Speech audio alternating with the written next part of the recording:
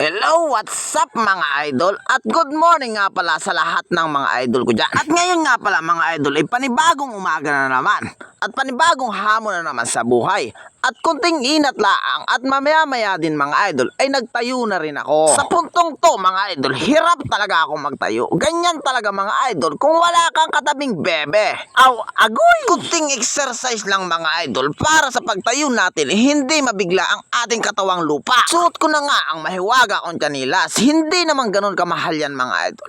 Halagang 100 pesos lang yan. At paglabas ko nga sa pinto ng aking kubo mga idol, sabay mubog, sabay buga. At kunting tingin sa camera, sabay exercise ng kunti at kuha ng walis mga idol. Tayong mga Pinoy mga idol, kalimitan natin ginagawa sa umaga, magwawalis muna tayo ng paligid. At nung papunta na nga ako mga idol sa aking wawalisan, biglang may dumating na bisita. At nung papaalis siya mga idol, nakita niya nga ang paborito kong aso. Dahil yan mga idol, nawala nung nakaraan. Si paring Didoy nga pala mga idol ang naging daan para makita ko uli yang si Kaloy. At binilit niya tong buhatin at nilagay niya sa unahan. Palak niya pa yatang turuan mag-drive itong si Kaloy mga idol. Agoy Itong si pare Didoy nga mga idol, sadyang malambing lang talaga sa aso. Balik nga tayo ulit sa ating pagwawalis mga idol dahil napapalayo na ang ating kwento. Sa puntong to mga idol, nag-iisip din ako kahit papaano at kung kailan ba ako magkakaroon ng housewife mga idol. Asa. At sa pagwawalis ko nga mga idol, masyado akong nabagalan. Kaya ngayon mga idol, hinapit ko ang sarili ko. At maya-maya kunti lang mga idol, sa part niyan ay natapos na ako at agaran naman akong naglipat dito sa kabilang sulok mga idol. Napakasimple lang talaga ng buhay ko mga idol. Pagkagising ko nga sa umaga, una kong ginagawa ang pagwawalis. Dahil kung malinis ang iyong pagkapaligiran mga idol, ay magkakaroon ka ng peace of mind. Pagpasensyahan nyo nga pala mga idol, kung minsan nabubulol talaga si idol nyo. At nung natapos na nga ako mga idol sa palibot ng kubo ko, sinunod ko naman ang loob ng kubo at winalisan ko to mga idol.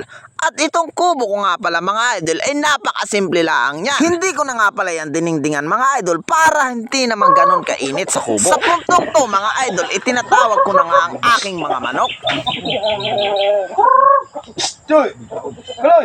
Dahil nga mga idol, itong si Kaloy talaga sadyang napakabagulaan. Imbes manok ang tumuka, siya yung kumakain ng feeds mga idol. At yan nga pala mga idol ang mga alaga kong manok at pato. Sa ngayon nga mga idol, ikunti pa lang talaga yan. Pero darating din ang panahon at dadami din yan mga idol. Dahil sa medyo maraming feeds na rin mga idol ang napapakain ko sa kanila, kaya tinigilan ko na. At ngayon nga mga idol, pumunta na ako dito sa aking palayan. Kasama ko nga ulit pala dyan mga idol si Kaloy. Sa puntong to nga pala mga idol, itinuto ko naman ang camera sa akin. Baka nga pala mag-isip kayo mga idol kung bakit ako nandito sa munti kong palayan. Dahil nga pala mga idol, itong alaga kong palay kailangan ng bantayan sa maya. Dahil kung hindi ko to babantayan sa maya mga idol, baka wala tayong maani. Hindi man ganun kaganda ang aking palay ngayon mga idol, okay lang yon. At least may maani tayo at may pagkain tayo sa araw-araw. At nakarating na nga ako mga idol, aking tarima mga idol. Dahil ito ang paborito kong pwesto at hindi ganun kainit dito mga idol. Kung mapapansin nyo na naman mga idol, tila ba may hinahanap akong bagay. Lang talaga ang hinahanap ko ng mga idol. Dahil gagawa tayo ng ingay para yung mga maya maabog natin mga idol. Parang ganito. Isa pa nga kuya. At lumakad nga ako ng bahagya papuntang unahan mga idol.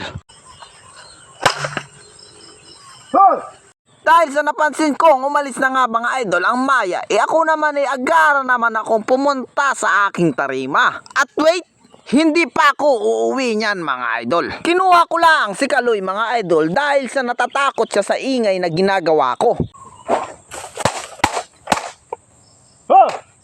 At maya-maya nga umupo na ulit ako sa aking tarima mga idol. Nawakan ko na nga lang si Kaloy mga idol dahil sa bawat pukpok ko nagtatalang-talang to. May share nga lang ako mga idol sa inyong konting kwento. Dahil ako mismo mga idol napagdaanan ko to. Sa buhay nga palang magsasaka mga idol may mahirap at masarap na parte. Unahin ko na nga pala mga idol ang mahirap na parte. Hirap na parte nga pala mga idol sa pagsasaka ang pag-prepared mo ng lupa. Paparutor mag-aararo, at maghahantraktor, at magdadasdas ka mga idol. Talagang tulo, bagnas pawis talaga mga idol. At dagdag hirap pa nga pala mga idol sa mahal ng binhi, fertilizer at lason, pang insecticide at pang fungicide sa ating mga pananim mga idol. At sa parte nga pala tayo ng masaya mga idol, pag dumating na ang punto ng ating pag-ani mga idol at nakita na natin ang bunga ng ating pinaghirapan mga idol, yung hirap na ating pinagdaanan mga idol, yan ay